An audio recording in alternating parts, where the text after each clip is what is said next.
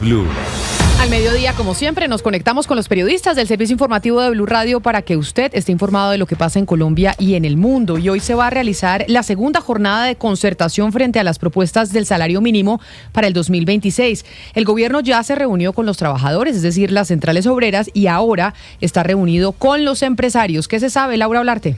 A esta hora continúa la reunión bilateral entre el Ministerio del Trabajo y los empresarios. Desde las 8:30 de la mañana comenzó esta segunda jornada de concertación.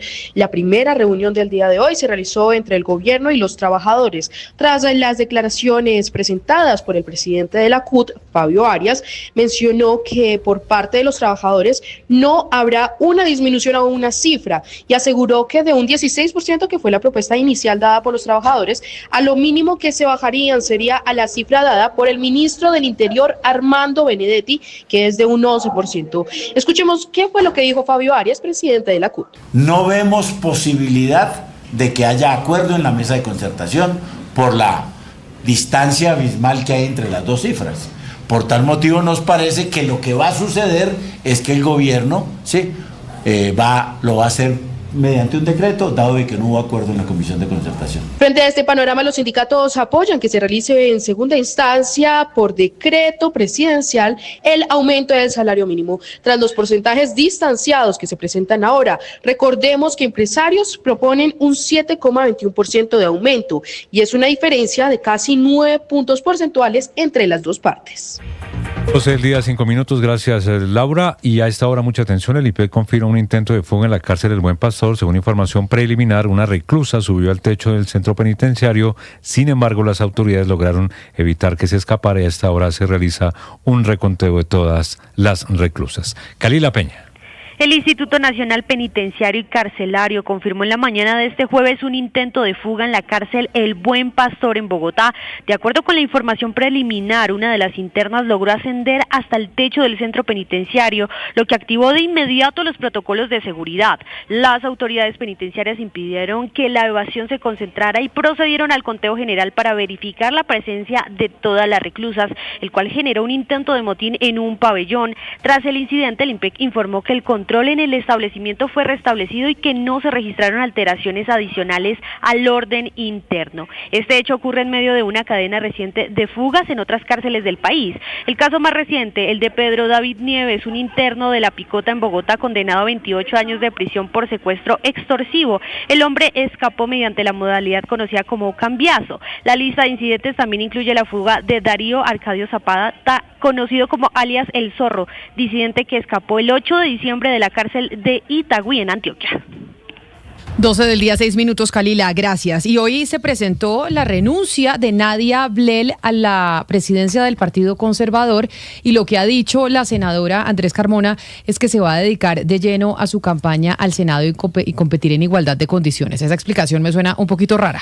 Un poquito rara, pero mire, 17 meses duró Nadia Blel, la senadora de la Comisión Séptima, la primera mujer en ocupar la presidencia del histórico partido, del Partido Conservador Colombiano. Ella sostiene que después de estos 17 meses el partido es más fuerte, se han consolidado unas listas que recogen a todo el país y que es el momento de dar un paso al costado. Escuchemos. Hoy el partido está más ordenado, está más unido, más sólido de cara a las elecciones de 2026. Y por eso, siendo coherentes con mis principios y con mi formación política, he decidido dar un paso al costado de la presidencia para dedicarme plenamente en mi candidatura al Senado y así darle plenas garantías a mis compañeros de partido. Bueno, esa es la explicación oficial. Es decir, Nadia Blel ocupa el lugar número 2 en la lista del Senado y ella quiere participar en igualdad de condiciones, no quiere utilizar la presidencia del Partido Conservador para incidir en la elección al Senado, elección que en una lista que está encabezada por David Barguil, ya en el puesto número 2, pero que también tiene varios nombres de congresistas como Marcos Daniel Pineda, entre otros. La situación es que en el Partido Conservador sí hay una crisis o sí hay una discusión interna muy fuerte y tiene que ver con la elección de precandidato presidencial. Ayer en la tarde se inscribió Carlos Felipe Córdoba, el excontralor, con él serían 4 los precandidatos a la presidencia, 5 los precandidatos a la presidencia por el Partido Conservador. Hablamos de Efraín Cepeda, Juana Carolina Londoño, el coronel Carlos Velázquez, Rubén Darío Lizarralde y Carlos Felipe Córdoba. Y el problema es que el Directorio Nacional Conservador no ha escogido el mecanismo para la elección del candidato. Algunos hablan de convención, otros hablan de encuesta. Bueno, esa es una discusión un poquito complicada en ese directorio, que ahora, además de tener que buscar la forma para escoger el candidato presidencial, tiene que buscar un reemplazo para Nadia Ablel. ¿Y eso quién suena para hacer el reemplazo de Nadia Ablel?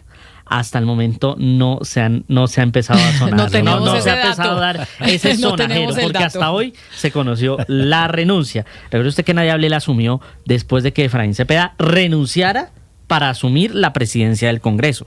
Claro. Entonces ahí habría y que ahora ver si... Cepeda está molesto porque él no es el único candidato del Partido Conservador, sino también el contralor Carlos Felipe Córdoba. O porque Córdoba. además, según la teoría de Cepeda, es que Carlos Felipe Córdoba llegó de paracaídas al Partido Conservador. Según él es una persona que nunca ha tenido credenciales conservadoras. Con muchos valores. Sí, lo que sí dice es que tiene muchos valores conservadores.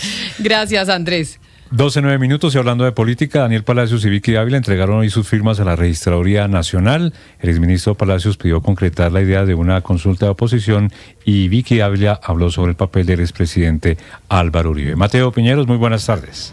Sí, señor Elobodan, buenas tardes. Pues hoy han entregado sus firmas ante la registraduría el exministro del Interior Daniel Palacios y también la periodista Vicky Dávila. Con esto lo que buscan es inscribir su candidatura presidencial. 1.3 millones de firmas entregó Daniel Palacios y aseguró que ya está llegando el momento para que los candidatos de oposición a Petro concreten la consulta y las reglas de juego para esa gran consulta de marzo. Esto fue lo que dijo.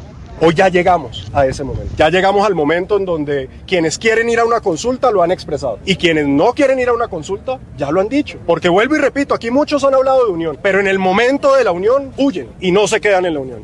Por eso hoy el mensaje tiene que ser ya. 1.3 millones de firmas también entregó la periodista Vicky Dávila para inscribir su candidatura a la presidencia. Ella también se refirió a esta unión y dijo que la idea es que estén la mayor cantidad de candidatos de la derecha y de oposición al gobierno de Gustavo Petro. Y necesitamos a muchos de diferentes sectores para que nos unamos. Los que hemos hecho oposición de manera seria y que yo sé que podemos lograr tener una candidatura sólida, intachable y que gane las elecciones. Y en pocos minutos llegará también a la sede de la registraduría el exgobernador de Antioquia, Aníbal Gaviria, quien también va a presentar sus firmas para posteriormente poder inscribirse como candidato presidencial. Mateo, gracias. 12 del día, 11 minutos. Y según el Observatorio de Así Vamos en Salud, las quejas ciudadanas por servicios de salud aumentaron 36.4% y podrían superar los 2 millones este año, mientras que la capacidad para atender a gestantes y recién nacidos se reduce con la pérdida de camas y la ausencia de unidades de cuidados intensivos neonatal en varias regiones del país, evidenciando un deterioro en la oportunidad y seguridad de la atención. Jessica Gutiérrez. Según el último boletín de acceso y oportunidad de Así Vamos en Salud, el país registró en este año un promedio de 98,6% de afiliación al sistema, una cifra superior a la de muchos países en la región, pero que muestra una tendencia a la baja frente al pico del 99,6% alcanzado durante el año 2022.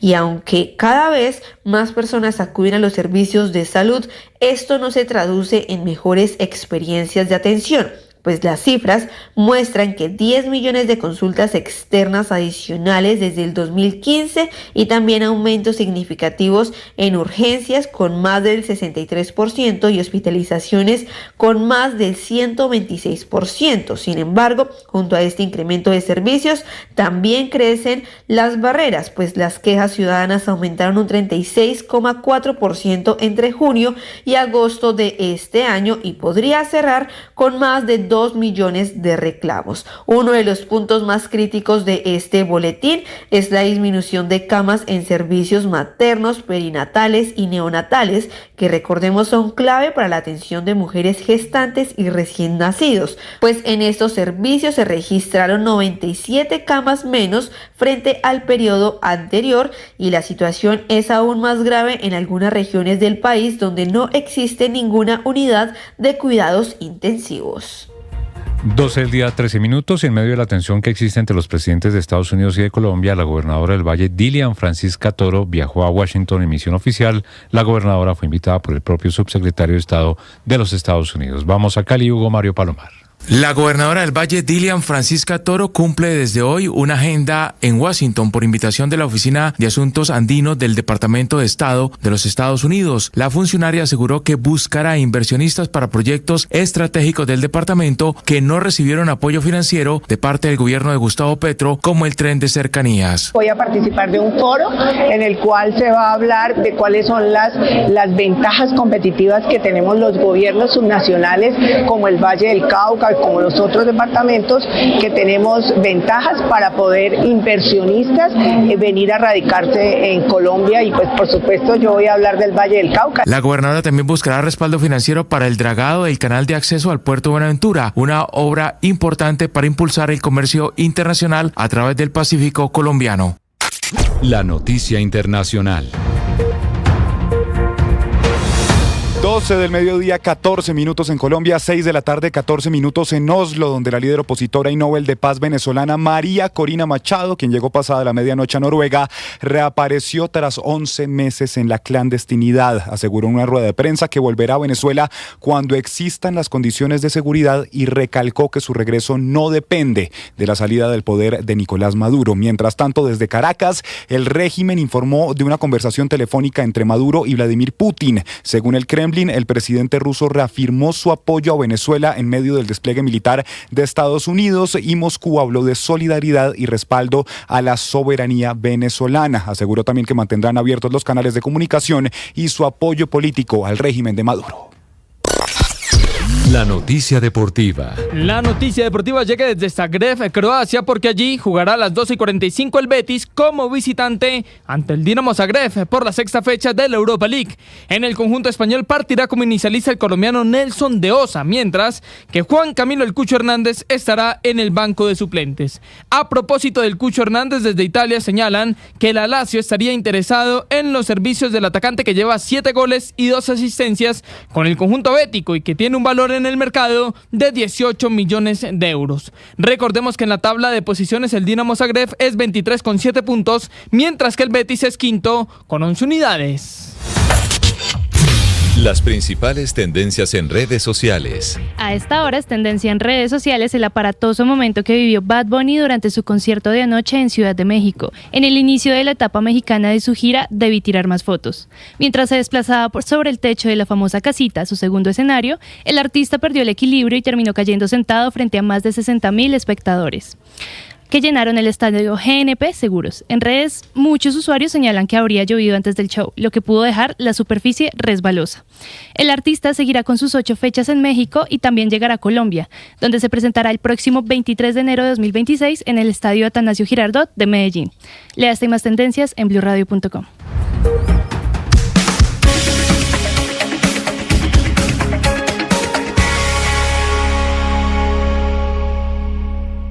Llega el mediodía y en Mañanas Blue continúa el análisis y el